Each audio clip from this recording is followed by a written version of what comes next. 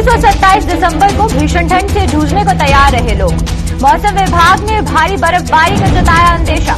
निचले इलाकों में भी गिरेगी 2 से 3 इंच बर्फ। ओमिक्रॉन के जम्मू पहुंचने से खौफजदा हो रहे लोग। जीएमसी अस्पताल में कोविड टेस्टिंग में हुआ इजाफा। जांच के लिए काउंटर पर फिर से लगने लगी कतारें।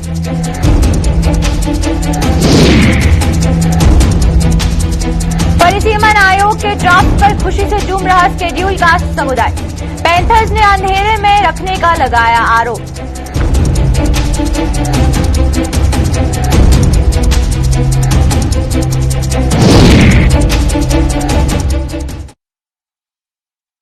नमस्कार, जम्मू कश्मीर की खास खबरें देख रहे हैं आप सब और मैं हूं आपके साथ पहले विजन पॉल। तो चलिए शुरुआत करते हैं आज की जम्मू कश्मीर की खास खबरों की। वहीं पर आज सुबह कश्मीर सहित जम्मू के पहाड़ी इलाकों में हुई मामूली बर्फबारी के बाद भारी बर्फबारी का कोई अंदेशा तो नहीं है। अलबत्ता 26 और 27 दिसंबर को लोगों को कड़ाके की ठंड से जूझना पड़ सकता है। वहीं पर श्रीनगर में मौसम विभाग के निदेशक सोनम लोटस ने ये बाबत लोगों को आगाह किया है कि गुलिस्तान न्यूज के साथ विशेष बातचीत में सोनम लोटस ने बताया है कि 26 और 27 दिसंबर को पहाड़ी इलाकों में भारी बर्फबारी होगी, जबकि निचले इलाकों में 2 से 3 इंच बर्फ गिर सकती है। आपको बता दें कि आज कश्मीर के गुलमर्ग में हुई बर्फबारी से वहां पहुंचे पर्यटकों को भी मुंह मांगी मुराद मिल गई थी। तो ओवरऑल कहने का मतलब है कि 23, 24 आज और कल थोड़ा मौसम ओवरऑल रहेगा। चंद जगहों पर हल्की फुल्की बारिश या बर्फ पड़ेगा। हेवी स्नोफॉल का कोई फोरकास्ट नहीं है और इसी तरह जम्मू और लद्दाख में भी ऐसे रहने का इम्कान है।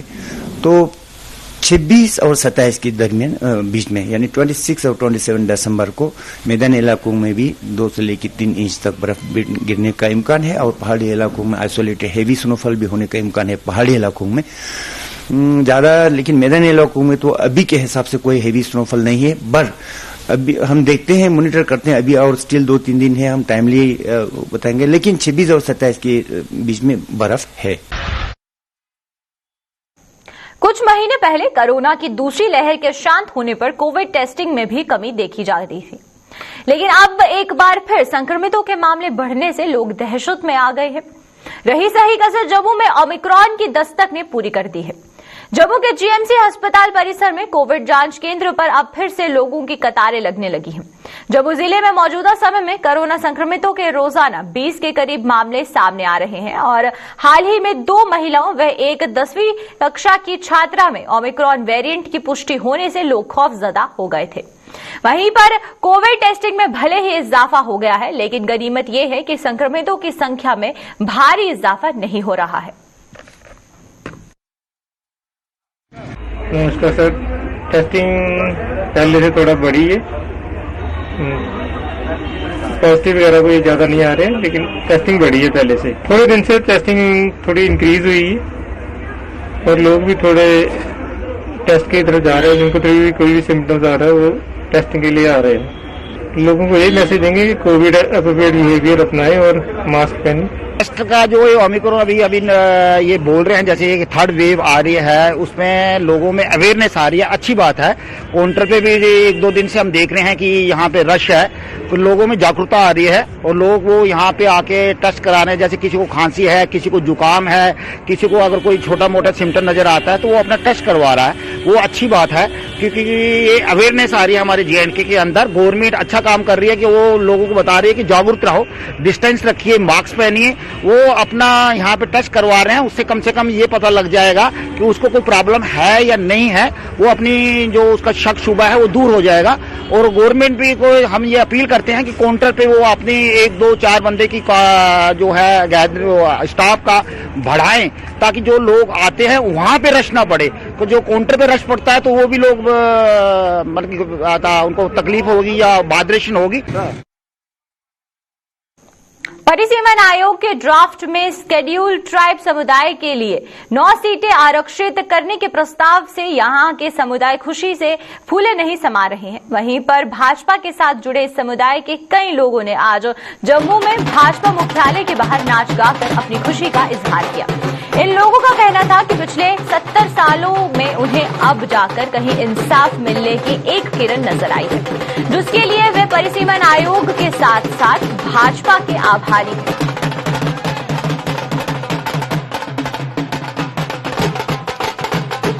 मिशन ऑफ इंडिया का मैं दिल की गहराइयों से शुक्रिया अदा करूंगा कि जिन्होंने ये हम एक गरीब कम्युनिटी जो कि जम्मू कश्मीर के अंदर हमारी पॉपुलेशन जो है वो 25 और 30 लाख के बीच में है और पिछले 70 सालों में हमें जो दबा के रखा हुआ था, आज हमारी आवाज को बुलंद किया है।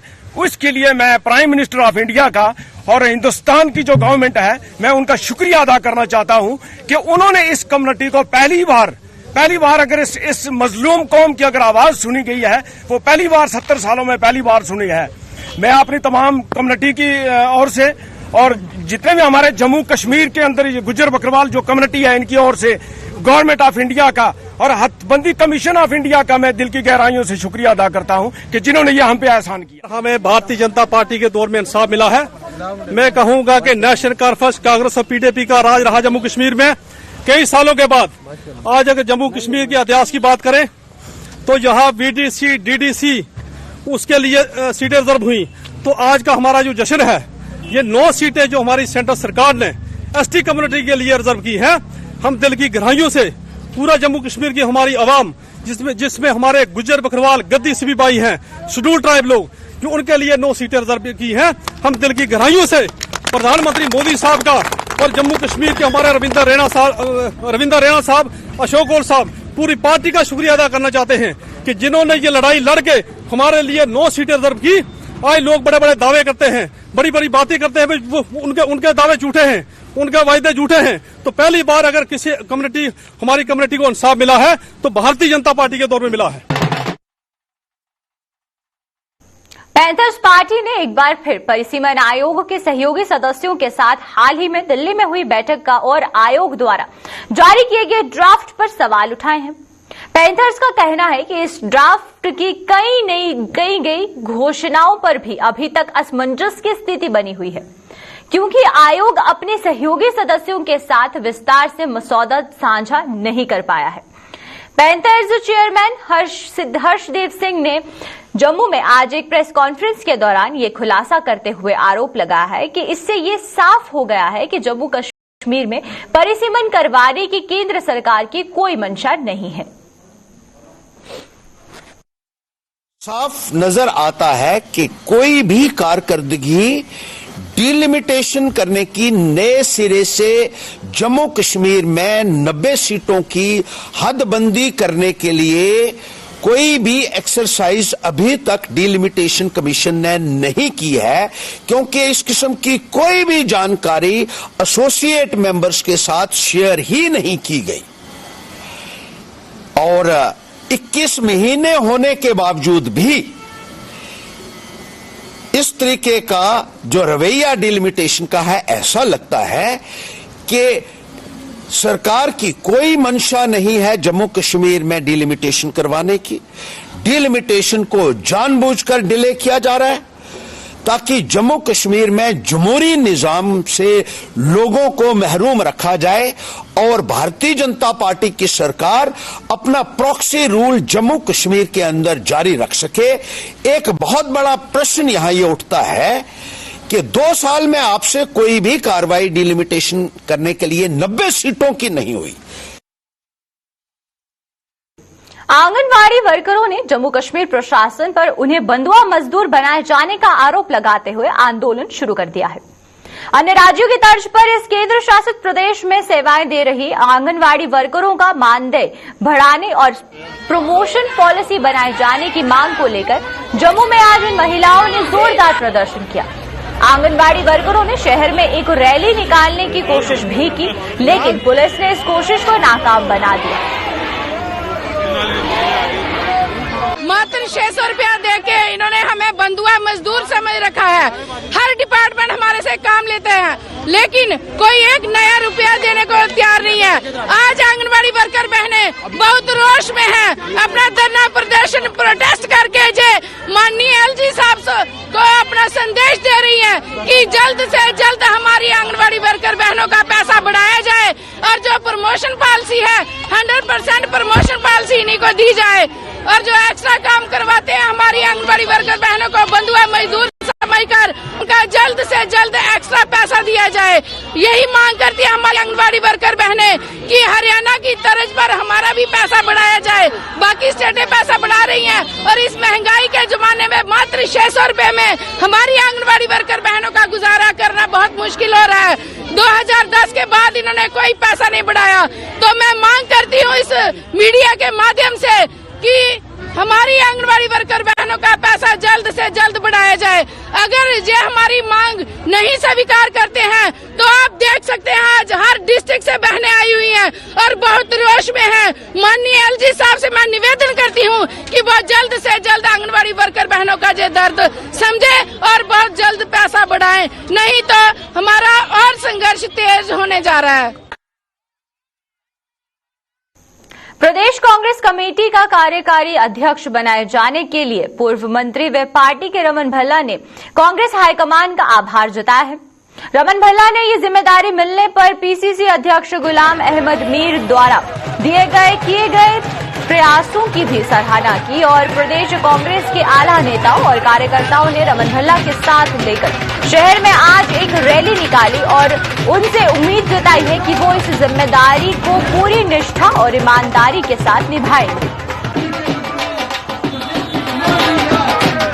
आज हमें इस जगह पे अगर पहुंचाया वर्किंग प्रेसिडेंट तौर पे, तो मीर साहब की अनथक मेहनत यहाँ पे थी, जिन्होंने 700 से ज्यादा रैली करके जम्मू कश्मीर में कांग्रेस के कार्यकर्ताओं में एक जान फूंकी और उसी कड़ी में रमन भल्ला एक कार्यकर्ता के तौर पे कार्यकर्ताओं के साथ यहाँ पे रहा और दिल्ली की लीडरशिप में आज महसूस किया और जिस ढंग से सोनिया जी ने, सब नेताओं ने, मीर साहब ने मिलके हम पे भरोसा किया बतौर कार्यकर्ता, तो मैं वही भरोसा आप लोगों को भी यहाँ दिखाता हूँ कि कांग्रेस के कार्यकर्ता तौर पे हम सब लोग बतौर कार्यकर्ता आपके साथ हमेशा खड़ा रहेंगे। और आज महसूस करते हैं मीर साहब ने तो अपने तकरीर अच्छे ढंग से कर दी, तो कहने में उसमें कोई इजाफा करने की कोई ऐसी जरूरत नहीं थी, लेकिन हम महसूस करते हैं कि 2014 से पहले कांग्रेस ने जो जो जम्मू कश्मीर को एक ट्रैक पे लाया था, 7 साल में इन्होंने हर एक चीज को आउट ऑफ ट्रैक करके धज्जियां उड़ा दी,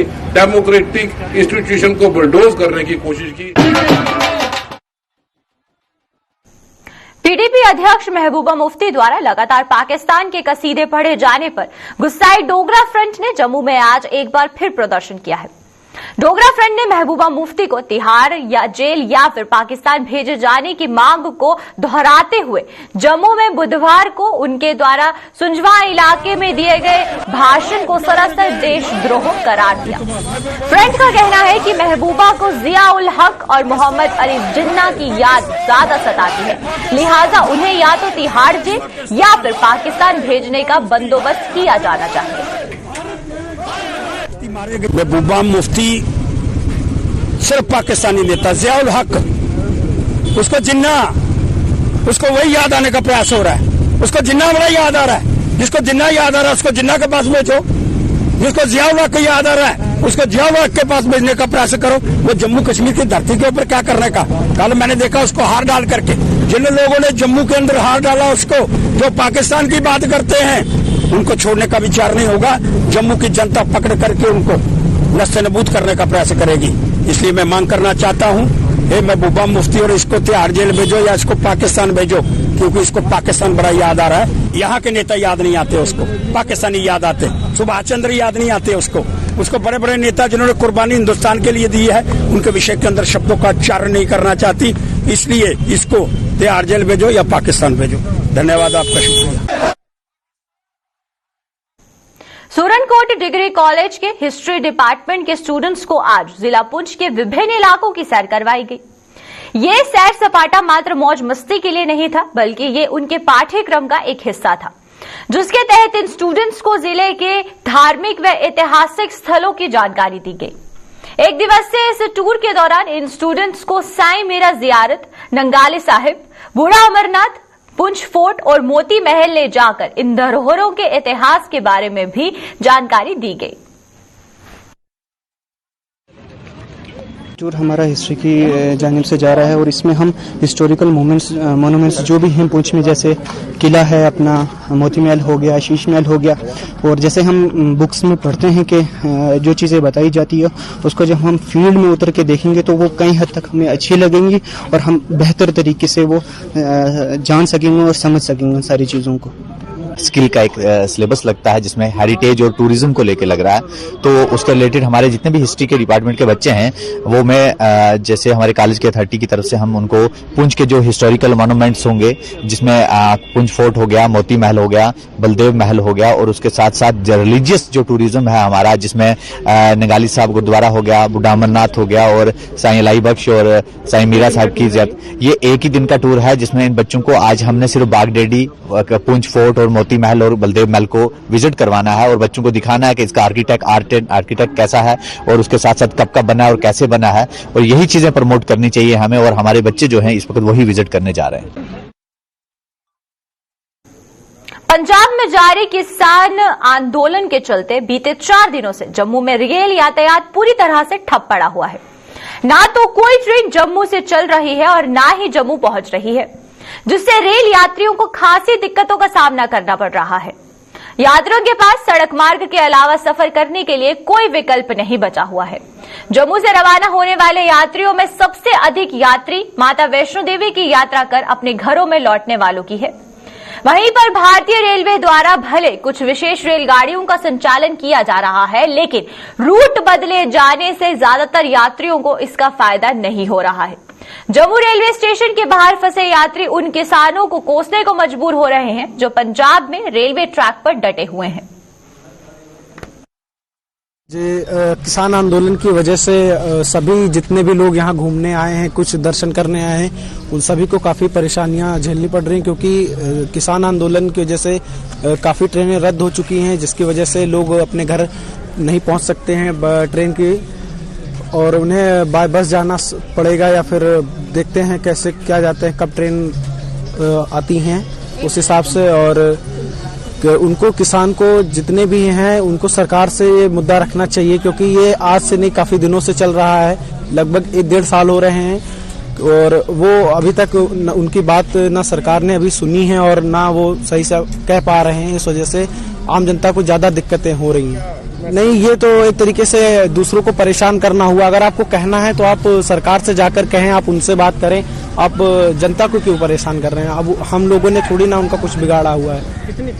हम लोग लखनऊ से आए हुए हैं और यहाँ हम लोग जब आए स्टेशन पे तो पता चला कि हमारी ट्रेन कैंसिल हो चुकी है, तो अब हम लोग बहुत परेशान हैं। कोई दूसरा साधन ढूंढेंगे तभी जा पाएंगे। काफी दिक्कतों का सामना करना पड़ रहा है हम लोगों को। हम लोग काफी परेशान हैं। 19 लोग तो हम खुद ही हैं, बाकी और भी फैमिली लोग आए हैं। ट्रेन सभी रद्द, किसानों की वजह या आंदोलन की वजह से हम लोग काफी दिक्कत में आ गए हैं। नहीं तो इस जगह तो फिर किसान ही गलत कर रहे हैं। ऐसा आंदोलन उनको आके करना नहीं चाहिए। इससे हमारी जनता परेशान है, पब्लिक परेशान है। हम लोग क्या करें? दूर शहर से आए हैं, यहाँ फंस गए हैं, घर जा भी नहीं पा रहे हैं। इन लोगों को ये थोड़ी न करना चाहिए। अब आपको जो भी आंदोलन करना, विधानसभा भवन में जाइए, कहीं भी जाइए, हमारा रास्ता क्यों बंद कर दिया है? अब इसमें सरकार क्या कर सकती है? किसान आंदोलन की वजह से हमें काफी समस्या देखनी पड़ रही है, और ये उनको जो भी समस्या है वो सरकार से बोलनी चाहिए। ये सब करने से क्या हासिल होगा उनको? इससे और लोगों को भी परेशानी हो रही है। कई लोग बहुत जगह फंस गए, जैसे ट्रेन पूरी रद्द हो गई तो बहुत लोग हैं जो फंसे हैं। हम ही लोग नहीं, और भी लोग हैं जो फंसे हुए। इससे सबसे ज्यादा आम जनता को परेशानी हो रही है, जो अपने घर नहीं जा पा रहे हैं, वही रास्ते में ही रुके हैं। और घर के लोग भी परेशान नहीं है। सबकी 28 तक तो ट्रेन ही नहीं चलेंगी, उसके बाद ही चलेंगी, तो इससे घर के लोग भी परेशान है कि कैसे क्या होगा। हम लोग रात तो यहीं बिताएंगे, क्योंकि और कहीं हम लोग को जगह कोई ऑप्शन ही नहीं है, कोई जगह ही नहीं मिल रही है रात बिताने के लिए। अब बस जाना पड़ेगा, बस से ही घर जाना पड़ेगा, और इतना पैसा भी नहीं है। हम लोगों को ये थोड़ी ना पता था कि ट्रेन कैंसिल हो जाएगी। किसानों के प्रदर्शन के कारण रेल यातायात बंद होने से जम्मू के टैक्सी ऑपरेटर 2 वक्त की रोटी से भी मोहताज हो गए हैं। इन लोगों के मुताबिक कोरोना महामारी ने पहले ही उनकी कमर तोड़कर रख दी है और अब रही सही कसर रेलगाड़ियों के बंद होने से पूरी हो गई है। 2 वक्त की रोटी कमाने के लिए संघर्ष कर रहे इन लोगों के मुताबिक परिवार का पेट भरने के साथ साथ अब उन्हें गाड़ियों की किश्तें भी भरने की चिंता सता रही है। इन लोगों ने आरटीओ से उन्हें बाहरी राज्यों में जाने की अनुमति देने की मांग की ताकि वो भी अपनी रोजी रोटी कमा सके।